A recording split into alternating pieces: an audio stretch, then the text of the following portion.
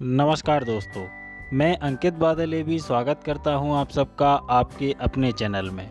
जैसा कि आप सभी लोग जानते ही हैं कि आजकल लॉकडाउन की वजह से सभी लोग अपने घरों में बंद हैं, जिसकी वजह से सभी लोगों के मनोरंजन के लिए दूरदर्शन पर रामायण और डीडी भारती पर महाभारत का प्रतिदिन टेलीकास्ट किया जा रहा है और यह सब सीरियल्स एक बार फिर चर्चा का विषय बने हुए हैं। इन सभी धारावाहिकों को लेकर इनसे जुड़ी जानकारियां और किस्से लगातार सामने आ रहे हैं और लोगों के द्वारा काफ़ी पसंद भी किए जा रहे हैं। और हम भी आज के अपने इस वीडियो में आप लोगों को बी.आर. चोपड़ा के सीरियल महाभारत के गायकों के बारे में बताएंगे। लेकिन उससे पहले अगर आपने चैनल को अभी तक सब्सक्राइब नहीं किया है तो इसे अभी सब्सक्राइब करें और बेल आइकन दबाना ना भूलें, जिससे हम कोई भी वीडियो अपलोड करें उसका नोटिफिकेशन आपको सबसे पहले मिले। और इसी के साथ साथ वीडियो शुरू करने से पहले मैं धन्यवाद देना चाहूँगा अपने बड़े भाई यशवंत गुप्ता जी का, जिन्होंने इस वीडियो के लिए मेरी काफ़ी मदद भी की और उन्हीं की वजह से ये वीडियो बन पाना संभव भी हुआ है। तो चलिए दोस्तों, अब वीडियो शुरू करते हैं। सबसे पहले तो हम बात करते हैं महाभारत के संगीत के बारे में। महाभारत की सभी धुनें, खासतौर पर महाभारत का टाइटल सॉन्ग अथ श्री महाभारत कथा दर्शकों द्वारा काफ़ी पसंद किया गया था।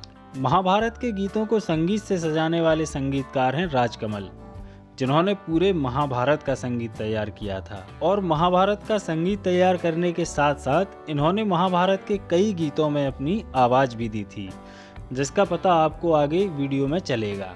और अब बात करते हैं महाभारत के गीतों और गायकों के बारे में। और हमारी इस लिस्ट में पहले नंबर पर नाम आता है महेंद्र कपूर जी का। महाभारत की शुरुआत अथ श्री महाभारत कथा गाने से होती है। अथ श्री महाभारत कथा, अथ श्री महाभारत कथा। और पहले जब यह आवाज़ कानों में पड़ती थी तो सड़कें सुनसान हो जाया करती थीं। और यह आवाज़ थी उस दौर के सबसे मशहूर गायकों में शुमार महेंद्र कपूर की। और इस गाने के लिए राजकमल, जो कि महाभारत के संगीतकार हैं, और महेंद्र कपूर घंटों रियाज करते थे, क्योंकि बी.आर. चोपड़ा ने स्पष्ट कह रखा था कि टाइटल सॉन्ग सीरियल का सार है और उसे उसी हिसाब से तैयार किया जाए। बी.आर. चोपड़ा साहब हर गीत की देखरेख और रिहर्सल अपने सामने करवाते थे, जिसके वीडियो की क्लिप्स यूट्यूब पर अपलोडेड हैं और इन दिनों काफ़ी वायरल भी हो रही हैं, जिनमें साफ देखा जा सकता है।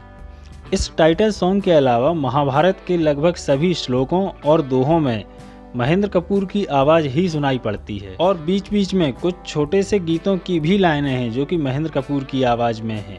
और आगे बढ़ते हुए हमारी इस लिस्ट में दूसरे नंबर पर नाम आता है साधना सरगम का। साधना सरगम बॉलीवुड की बहुत प्रसिद्ध गायिका हैं। गायकों की श्रेणी में महेंद्र कपूर के बाद महाभारत में अगर किसी आवाज़ का सबसे ज़्यादा प्रयोग किया गया है तो वह है साधना सरगम जी की आवाज़। महाभारत में साधना सरगम जी ने बहुत सारे गीतों में अपनी आवाज़ दी है, जिनमें से कुछ गीतों के बारे में हम आपको इस वीडियो में बताएंगे। महाभारत में जितने भी गाने हैं उनमें अधिकतर या तो सूरदास जी के पद हैं या फिर और छंदों को गीतों या भजनों के रूप में प्रयोग किया गया है। और इन पदों और छंदों में जो पहला गीत साधना सरगम जी की आवाज़ में सुनाई देता है वह है मैं बूंदन भीजी सारी रात।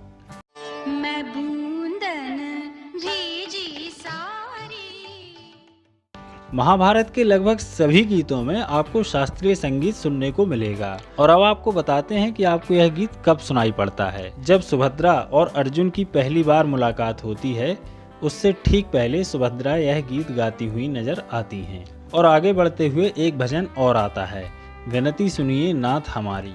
यह भजन रूपी गीत रुक्मणी जी पर फिल्माया गया है।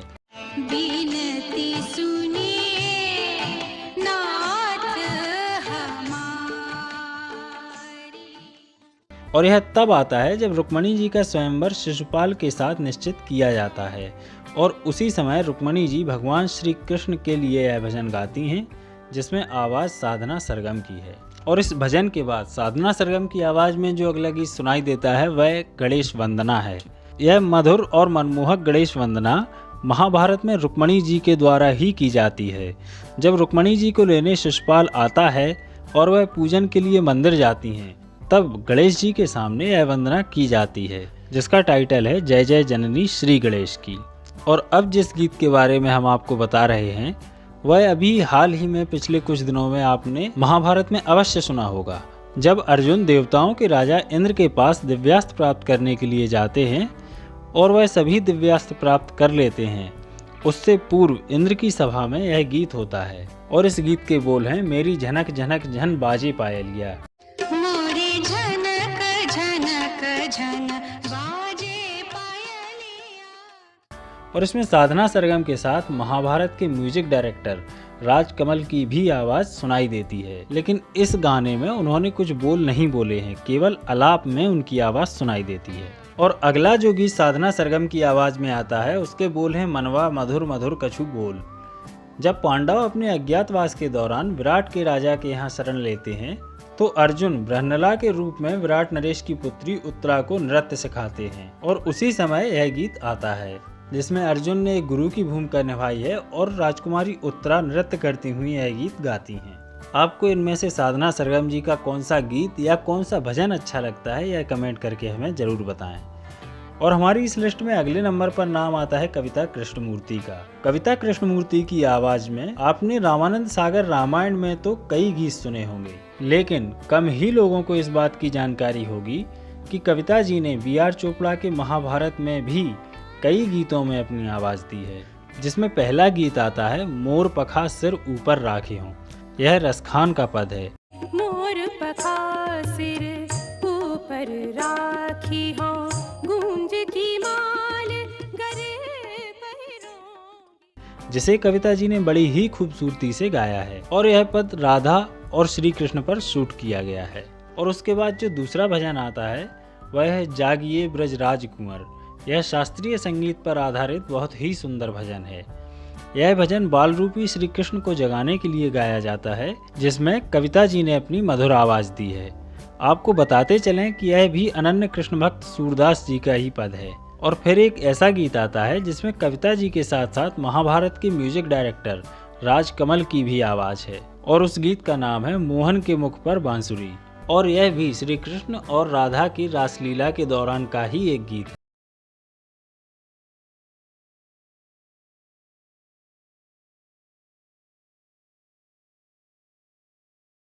आपको बता दें कि कविता कृष्णमूर्ति जी ने महाभारत के जिन भी गीतों या भजनों में अपनी आवाज दी है वह सब श्री कृष्ण पर ही फिल्माए गए हैं और उन सभी भजनों में श्री कृष्ण की बाल रूपी छवि देखने को मिलती है। और आगे बढ़ते हुए इस लिस्ट में नाम आता है नितिन मुकेश का।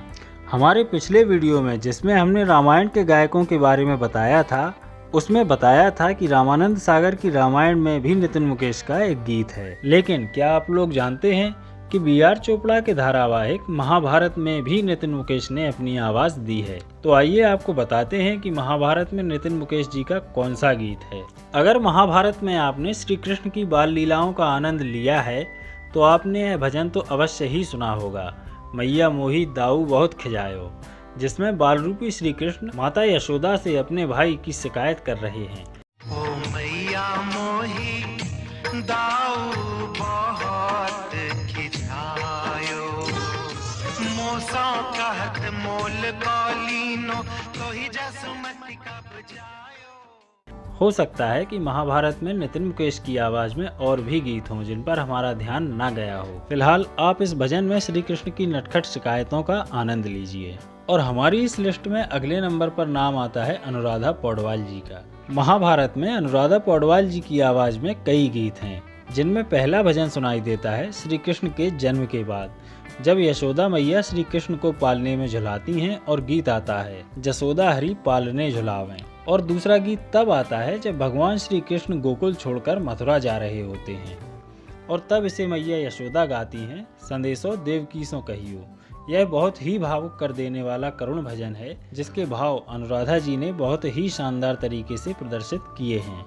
संदेशो देवकीसो कहियो, संदेशो देवकीसो कहियो। और इसके बाद तीसरा और हमारी लिस्ट का अंतिम गीत आता है, प्रणय के प्रथम प्रहर की रात। प्रणय के प्रथम प्रहर की बात। यह गीत अर्जुन और सुभद्रा के विवाह के पश्चात आता है, जब सुभद्रा अर्जुन का इंतजार कर रही होती हैं। और हमारी इस लिस्ट में 6वें नंबर पर नाम आता है रूपा गांगुली का।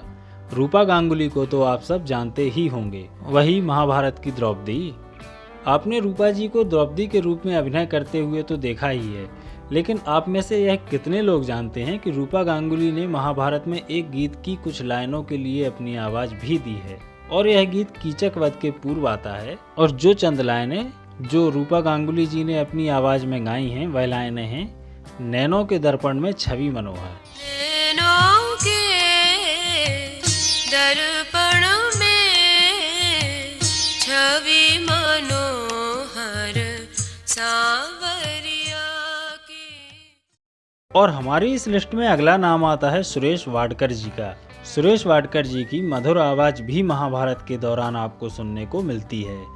महाभारत के गीतों की खोज में जहाँ तक अभी हम पहुँचे हैं, वहाँ सुरेश वाडकर जी की आवाज़ में हमें एक ही गीत या यूं कहें कि भजन सुनने को मिला है, और उसके बोल हैं, श्याम ने मुर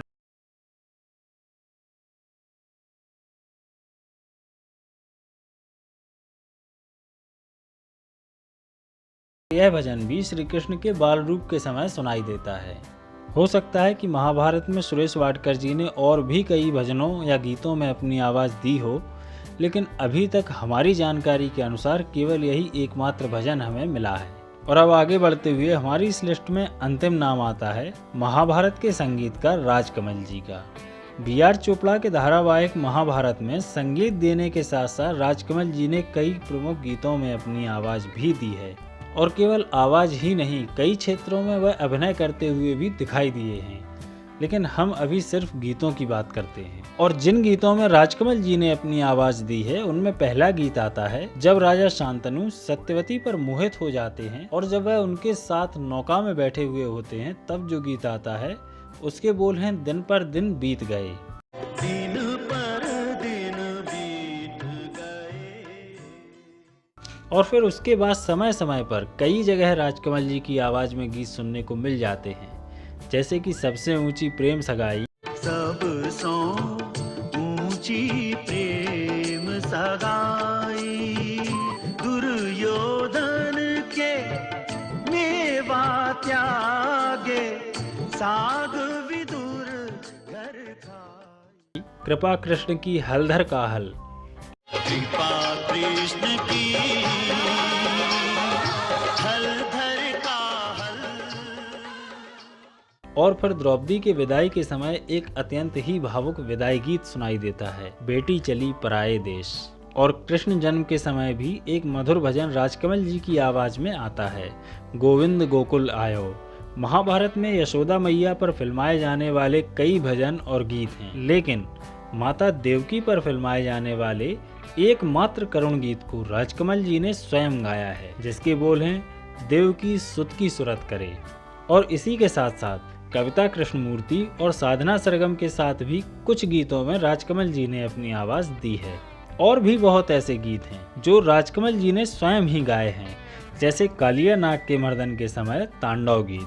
दोस्तों, इसी के साथ आज के वीडियो में बस इतना ही। हमारे इस वीडियो में महाभारत के पूरे गीतों के बारे में नहीं बताया गया है। हमारी इस लिस्ट में बहुत से नाम और बहुत से गीत अभी भी बाकी हैं, जिनकी जानकारी आपको बहुत ही जल्द उपलब्ध कराई जाएगी। अगर आपको यह वीडियो पसंद आया हो तो हमारे इस वीडियो को लाइक और शेयर करना ना भूलें। और अगर आपने अभी तक चैनल को सब्सक्राइब नहीं किया है तो इसे अभी सब्सक्राइब करें और बेल आइकन दबाएं, जिससे कि आने वाले वीडियोस का नोटिफिकेशन आपको मिल सके। और हमारे आज के इस वीडियो के बारे में जो भी आपके विचार हैं वह कमेंट करके हमें ज़रूर बताएं। आपके एक लाइक और कमेंट से हमें और उत्साह मिलता है, इसलिए आपके जो भी विचार हैं वो कमेंट अवश्य करें। तो जल्दी मुलाकात होगी अगले किसी वीडियो में कोई और नई जानकारी, नई कहानी या फिर कोई नया किस्सा लेकर। तब तक के लिए नमस्कार, जय हिंद।